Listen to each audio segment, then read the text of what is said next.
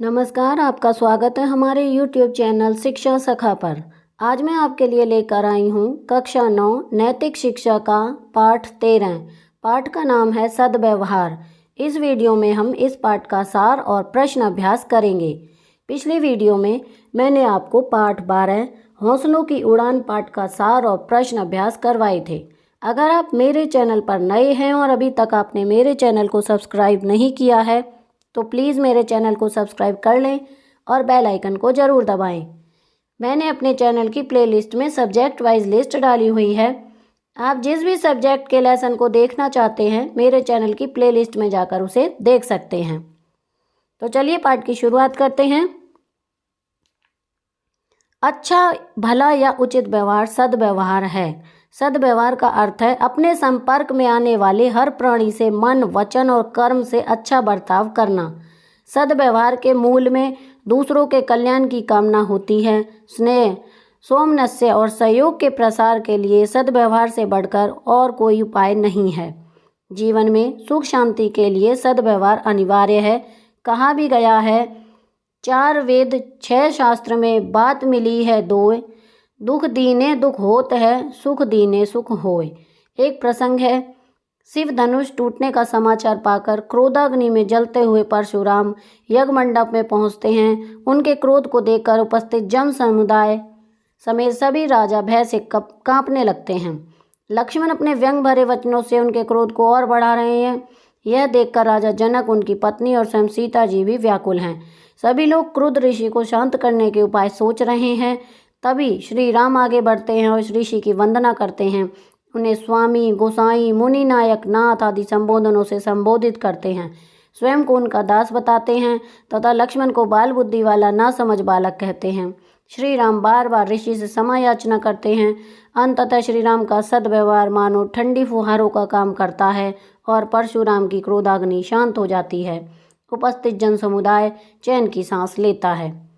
इस प्रसंग से सिद्ध होता है कि सद्व्यवहार से प्रतिकूल परिस्थिति को भी अपने अनुकूल बनाया जा सकता है। अच्छे भाव, अच्छे विचार और उनके अनुसार अच्छे कर्म सद्व्यवहार के अनिवार्य तत्व हैं। भाव ही विचार के प्रेरक होते हैं और विचार ही व्यवहार में परिणत होकर आकर होते हैं। अतः सद्व्यवहार के लिए भाव, विचार और कर्म तीनों का श्रेष्ठ होना अनिवार्य है। प्रश्न उठता है कि हम सद्व्यवहारी बने कैसे? इसके लिए निरंतर अभ्यास की आवश्यकता है। यदि बचपन से ही बालक को अच्छा सुसंस्कृत परिवेश उपलब्ध कराया जाता है तो बड़ों का सद्व्यवहार देखकर वह स्वतः उनका अनुकरण करता है। तब उसको ऐसा करो, ऐसा मत करो रटवाना नहीं पड़ता, क्योंकि सदाचरण के मूलभूत तत्वों को वह आंखों से देखकर, कानों से सुनकर और संवेदना से ग्रहण करके कार्य रूप में उतार चुका होता है। पात्र के स्तर के अनुसार सद्व्यवहार के रूप में भी अंतर आ जाता है। कहीं औपचारिक होता है, कहीं अनौपचारिक। कभी कभी सद्व्यवहार का एक अन्य रूप देखने में आता है, जहां व्यक्ति स्वार्थ पूर्ति के लिए कुछ समय के लिए सद्व्यवहार का दिखावा करता है। वास्तव में वह सद्व्यवहार होता नहीं है। सद्व्यवहार की कसौटी विवेक है। कभी कभी जो व्यवहार हमें गलत लगता है वह वास्तव में उचित होता है। गुरुजन तथा माता पिता बच्चे को उसके अनुचित कार्य पर डांटते हैं तो बच्चे को यह व्यवहार अच्छा नहीं लगता, परंतु इसी में उसका हित छिपा है।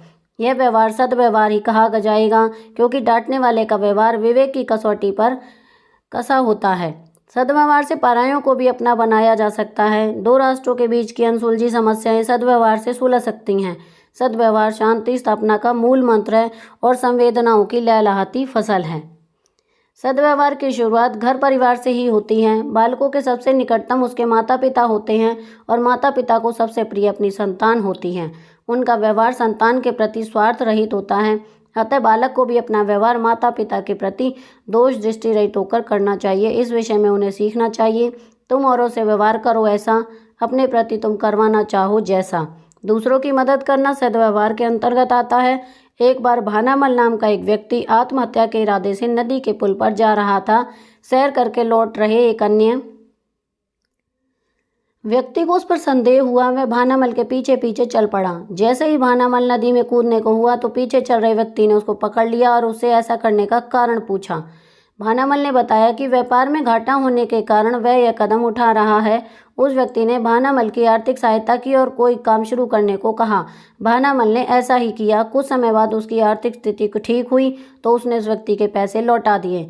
इस घटना के बाद भानामल जरूरतमंदों की सहायता करने से नहीं चूकता था। सेवा भावना के कार्यों में हम सच बोलें और सच बोलने में सेवा भावना का ख्याल रखें। बिना सच्चाई के की जाने वाली सेवा भावना विध्वंसकारी भावना बन जाती है, जबकि बिना सेवा भावना के सच्चाई केवल दिखावा होती है। इसके साथ ही जरूरी यह भी है कि हम ईमानदार रहें। एक ईमानदार व्यक्ति सिर्फ दिखावे के लिए नेकी का काम नहीं करता, उसे रंगे हाथ पकड़े जाने का डर नहीं होता, वह दूसरों के साथ कभी घात नहीं करता। ईमानदारी सभी गुणों की बुनियाद है। सद्व्यवहार के लिए स्नेह प्रेम भी आवश्यक है। पशु पक्षी भी प्रेम की भाषा जानते हैं। एक बार एक किसान के बैल बीमार थे। वह अपने एक परिचित के बैलों को खेत की जुताई के लिए ले गया, लेकिन कुछ समय बाद वापस आकर परिचित से शिकायत स्वर में कहा, दोस्तों तुम्हारे बैल बहुत अड़ियल हैं, वे एक कदम भी नहीं बढ़ा रहे, खेत में जैसे कैसे जुताई हो सकेगी। बैलों के मालिक ने पूछा, उनकी गर्दन पर जुआ रखने के बाद, क्या तुमने प्यार से ऐसा कुछ कहा? चलो बादशाह काम पर चलें। नहीं। उनकी पीठ थपथपाई। नहीं तो?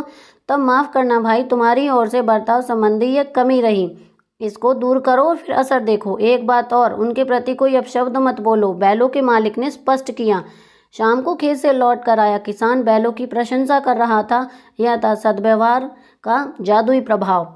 एक बार एक कॉलेज के प्रोफेसर ने समाज विज्ञान के छात्रों को एक परियोजना कार्य दिया। सभी छात्र झुग्गी झोपड़ी निवासी थे। उन्हें कहा गया कि प्रत्येक छात्र अपने भविष्य का आकलन कर इस बात पर बल दे कि वह भविष्य में क्या बनना चाहता है। अपने लेख में अधिकांश ने ये भाव प्रकट किए, वे कोई महत्वपूर्ण कार्य करने के लिए स्वयं को तैयार करना चाहते हैं। प्रोफेसर ने सभी के लेख रख लिए। 25 वर्ष बाद समाज विज्ञान के एक दूसरे प्रोफेसर को वे लेख पढ़ने का मौका मिला। उन्होंने सोचा पता लगाया जाए कि जिन छात्रों ने अपने भविष्य का आकलन किया था वे कहाँ तक पहुँचे। उस प्रोफेसर ने अपने नए छात्र को उस नए परियोजना कार्य में लगाया। पूर्ववर्ती 100 लड़कों में से 20 तो कहीं और जाकर बस गए थे। कुछ का देहावसान हो गया था। लगभग 70 छात्र मिल गए थे। नए छात्रों ने उनका इंटरव्यू लिया। उनमें से कई लड़के वकील, डॉक्टर तो कुछ अच्छे व्यवसायी बन गए थे। जब उनसे उनकी उपलब्धि और सफलता का राज पूछा गया तो अधिकांश ने एक ही बात कही, हमारी एक शिक्षिका थी जिसने हमें बहुत प्रभावित किया। प्रोफेसर ने परियोजना को और आगे बढ़ाया। उन छात्रों ने उस शिक्षिका को भी खोज निकाला। चमकीली आंखों वाली वृद्धा शिक्षिका से छात्रों ने पूछा, आपने ऐसा क्या किया जो झुग्गी झोपड़ी के निवासी छात्र अपने जीवन में इतने सफल हो सके? शिक्षिका ने 2 पल के लिए आंखें बंद की और फिर कांपती आवाज में कहा, मैंने उन्हें अपने मन में झांकने के लिए प्रेरित किया, जिससे उनका व्यवहार सात्विक और आचरण सुचितापूर्ण हो गया। उनकी उपलब्धि का यही एकमात्र रहस्य है। सौभाग्य से उन छात्रों के जीवन में एक ऐसी शिक्षिका आई थी जिसने उनको सोच विचार को परिवर्तित कर दिया। यदि लोग परस्पर सद्व्यवहार करें तो समाज में सकारात्मक परिवर्तन निश्चित हो सकता है। ध्यान रहे, सद्व्यवहार रस्म अदायगी नहीं बल्कि सामाजिकता की सीढ़ी का एक महत्वपूर्ण पायदान है। किसी ने ठीक ही कहा है, पुरखों के अनमोल वचन है, काम हमेशा आएंगे, जो कुछ हम दुनिया को देंगे दुनिया से वह पाएंगे। अब हम इस पाठ के प्रश्न अभ्यास करेंगे। प्रश्न 1, सद्व्यवहार से क्या तात्पर्य है? उत्तर, अच्छा, भला या उचित व्यवहार सद्व्यवहार कहलाता है। सद्व्यवहार का अर्थ है अपने संपर्क में आने वाले हर प्राणी से मन, वचन और कर्म से अच्छा बर्ताव करना। प्रश्न 2, सद्व्यवहार के अनिवार्य तत्व क्या हैं? उत्तर, अच्छे भाव, अच्छे विचार और उसके अच्छे कर्म सद्व्यवहार के अनिवार्य तत्व हैं। प्रश्न 3, समाज में सद्व्यवहार की आवश्यकता विषय पर अपने विचार लिखो। उत्तर, यदि लोग परस्पर सद्व्यवहार करें तो समाज में सकारात्मक परिवर्तन निश्चित ही हो सकता है। ध्यान रहे, सद्व्यवहार रस्म अदायगी नहीं बल्कि सामाजिकता की सीढ़ी का एक महत्वपूर्ण पायदान है। प्रश्न 4, अच्छे व्यवहार द्वारा प्रतिकूल परिस्थिति को अपने अनुकूल बनाया जा सकता है, उदाहरण सहित स्पष्ट करो। उत्तर, सद्व्यवहार से प्रतिकूल परिस्थितियों को अपने अनुकूल बनाया जा सकता है। उदाहरण के लिए, जब परशुराम जी शिव धनुष के टूट जाने पर गुस्सा थे, उस समय श्री रामचंद्र जी के सद्व्यवहार ने उनके गुस्से को शांत किया और प्रतिकूल परिस्थिति को अपने अनुकूल बनाया। प्रश्न 5, ईमानदारी को सभी गुणों की बुनियाद कैसे माना गया है, स्पष्ट करो। उत्तर, एक ईमानदार व्यक्ति सिर्फ दिखावे के लिए नेकी का काम नहीं करता, उसे रंगे हाथ पकड़े जाने का डर नहीं होता, वह दूसरों के साथ कभी घात नहीं करता। ईमानदारी सभी गुणों की बुनियाद है। प्रश्न 6, इस पाठ में आए विभिन्न प्रसंगों में से आपको सबसे अच्छा प्रसंग कौन सा लगा और क्यों? उत्तर, मुझे सबसे अच्छा प्रसंग श्री रामचंद्र जी का लगा, जिसमें श्री रामचंद्र जी ने परशुराम जी के गुस्से की अग्नि को शांत किया और परिस्थितियों को अपने अनुकूल बनाया। प्रश्न 7, जो कुछ हम दुनिया को देंगे दुनिया से हम वह पाएंगे, विषय पर एक आलेख तैयार करो। उत्तर, हम जो भी इस दुनिया को देंगे, जैसा भी व्यवहार करेंगे, दूसरों के साथ करेंगे तो दूसरे लोग भी हमारे साथ वैसा ही व्यवहार करेंगे। हम उनसे हमारे व्यवहार के विपरीत व्यवहार की कामना नहीं कर सकते। प्रश्न 8, पुस्तकालय से पुस्तक लेकर सद्व्यवहार संबंधी सामग्री पढ़ो और प्राप्त निष्कर्ष पर सहपाठियों से चर्चा करो। यह कार्य छात्र स्वयं करेंगे। प्रश्न 9, सद्व्यवहार सुख शांति का मूल मंत्र है, विषय पर अध्यापक कक्षा में चर्चा कराएं। उत्तर, सद्व्यवहार के द्वारा हमारा किसी के साथ भी लड़ाई झगड़ा नहीं होता। हम सभी लोग ईमानदारी से जीवन व्यतीत करते हैं और जहां ईमानदारी होती है वहां सुख शांति अवश्य होती है। लालच में आने की वजह से ही लोगों की झगड़े होते हैं, इसलिए सद्व्यवहार सचमुच सुख शांति का मूल मंत्र है।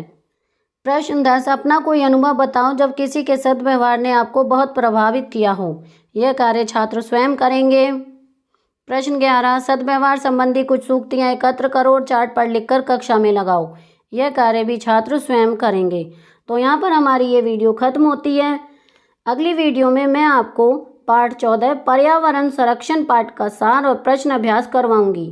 आपको मेरी ये वीडियो कैसी लगी मुझे कमेंट करके ज़रूर बताएं। मेरी वीडियो को लाइक करें, शेयर करें और चैनल को सब्सक्राइब करना ना भूलें। Thank you.